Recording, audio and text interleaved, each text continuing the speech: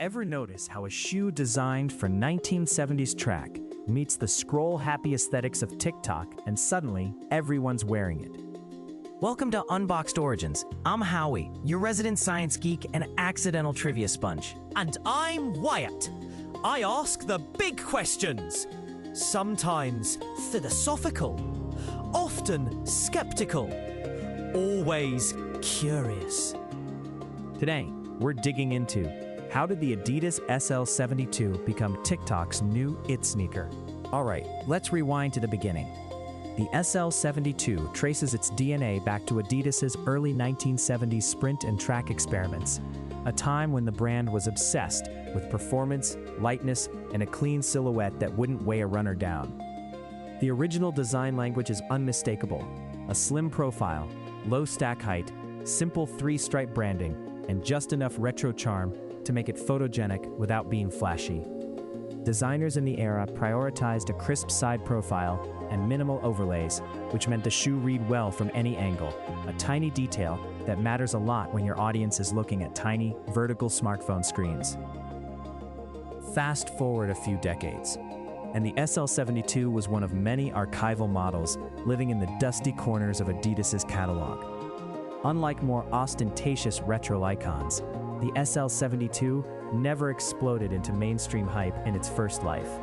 Instead, it circulated quietly among collectors, vintage hunters, and runners who appreciated its no-nonsense form. Periodic reissues kept it alive, low-key archive drops, occasional colorways for heritage lines.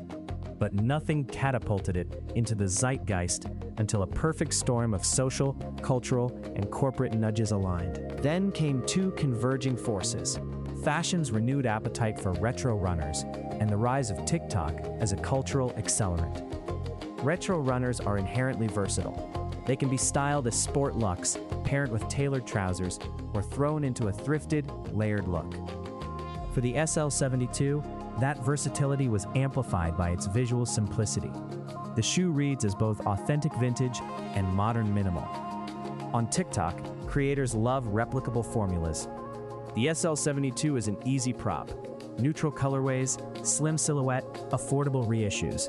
Creators can film 10 styling videos without straining the visual theme of their feed. That repeatability is gold for algorithms that reward predictable engagement loops. Then, there's the celeb and influencer domino effect. A string of casual, candid sightings, musicians at airport terminals, actors photographed on coffee runs, and well-curated Instagram stories from stylists gave the SL72 a subtle celebrity seal. Importantly, these weren't gaudy red carpet endorsements, they were low-effort cosigns, the kind of, "oh, that's what they're wearing when they're not trying" nods that feel more attainable to viewers. Pair that with curated collaborations, Adidas's archive-fed drops, small capsule collabs with boutique labels, and limited runs at specialty retailers created scarcity without the manic hype of an overnight viral sellout. Scarcity plus approachability equals irresistible for a generation that wants both status and usability. Aha! Here's where the narrative often goes sideways. People assume TikTok created this trend overnight. But what's remarkable is how TikTok didn't invent the desire for the shoe. It simply codified it. The SL72 had been simmering in the stew of subcultures, indie music circles, vintage communities, and sneakerheads who celebrated quiet classics. TikTok synthesized those very different pockets of attention into one visible moment. The platform's format, short, remixable videos, duet chains, and a taste for how I wear this content, turned slow burn interest into something that looks instantaneous. That's why a seemingly small styling clip can feel like a seismic event. It's compressing years of niche taste into a 15-second loop. Exactly.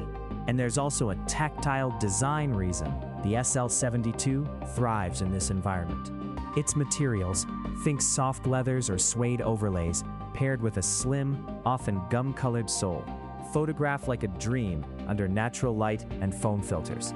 The contrast between stitched stripes and smooth panels creates little visual hooks that the camera loves. A pull zoom on the three stripes, a slow pan across the gum sole, a quick cut to a leg swing. showing silhouette and movement. On TikTok, success is not just about the product, it's about how well the product makes the creator look when they demonstrate it. The SL72 is flattering in motion and in static frames, and it's forgiving. Messily styled or meticulously curated, it reads as intentional. Let's not forget the commercial mechanics. Adidas leaned into its archive strategically. Instead of trying to franchise the SL72 into something it wasn't, the brand kept the core identity intact while releasing thoughtful seasonal colorways and small collaborative runs with boutiques that resonate with tastemakers. Retailers loved it because the price point was accessible enough to move in volume, but special enough to offer margin on curated versions. And resellers, well, they played their role too.